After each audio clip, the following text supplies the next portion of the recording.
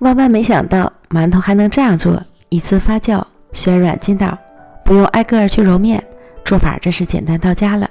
喜欢的朋友一起来做吧。180克南瓜蒸熟后倒入碗中，压成泥。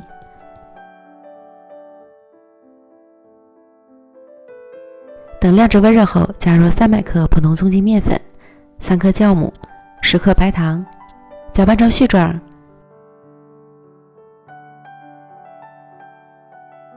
再下手揉成面团。由于南瓜蒸熟后的含水量不同，面粉的用量要酌情添加。最后揉成光滑且软硬适中的面团，盖好松弛10分钟。案板撒一些面粉防粘，取出面团，擀成厚度约5毫米左右的单面饼。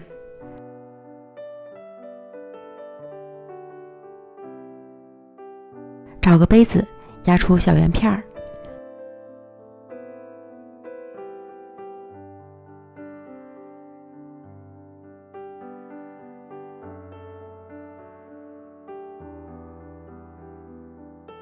再扯掉多余的面皮，重复以上的步骤，直到将面团全部都压完。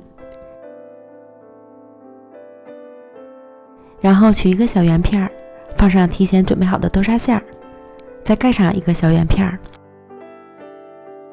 用擦子压出花纹。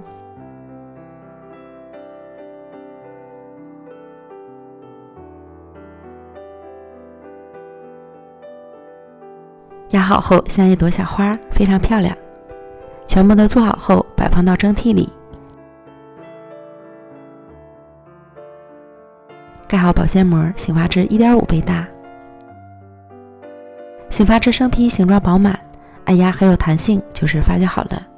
凉水上锅蒸，水烧开后蒸13分钟，再焖2分钟即可出锅。